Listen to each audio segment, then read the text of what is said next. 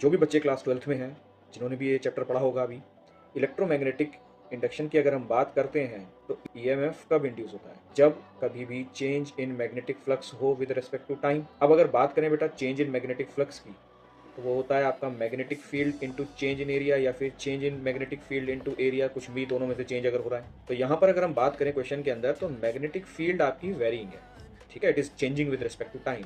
Okay, तो we can use this concept also. Now in this question you can see that 4 graphs are given to us. अब यहाँ पर अगर इस question में मैं इस फिगर को थोड़ा सा जूम कर देता हूँ, तो इधर आप देखेंगे कि जो मैग्नेटिक फील्ड है वो सिर्फ हमारी के कैप यानी कि जेड एक्सिस की तरफ पॉइंटेड है। इधर यहाँ इस एरिया में, इधर वाले एरिया में कोई भी मैग्नेटिक फील्ड प्रेजेंट नहीं है, तो कोई चेंज भी नहीं होगा। तो ऑब्वियस सी बात है कि इतने एरिया के अंदर कोई भी फ्लक्स में चेंज नहीं आएगा, ईएमएफ भी इंड्यूस नहीं होगी। जो भी ईएमएफ इंड्यूस होगी वो इतने टाइम में होगी। ठीक, अब ठीक है, यहाँ तो अगर मैं सिर्फ इसके हाफ रोटेशन, क्योंकि हम बात कर रहे हैं, मैं यहाँ पे इंक कलर चेंज कर देता हूँ, आपको थोड़ा क्लियर हो जाएगा। हम बात कर रहे हैं सिर्फ इतने हिस्से की, क्योंकि यहाँ इतने ही हिस्से में मैग्नेटिक फील्ड प्रेजेंट है। तो इतने हिस्से का टाइम पीरियड की अगर मैं बात करूंगा स्मॉल टी, तो वो इसका आधा हो जाएगा, यानी कि पाई बाय ओमेगा तक ही ईएमएफ इंड्यूस करेगा। तो अब देखिए कहाँ कहाँ पे इंडक्शन हो रहा है।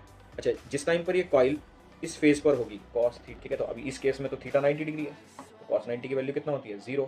तो अभी फ्लक्स 0 है, यानी कि इस पॉइंट पे।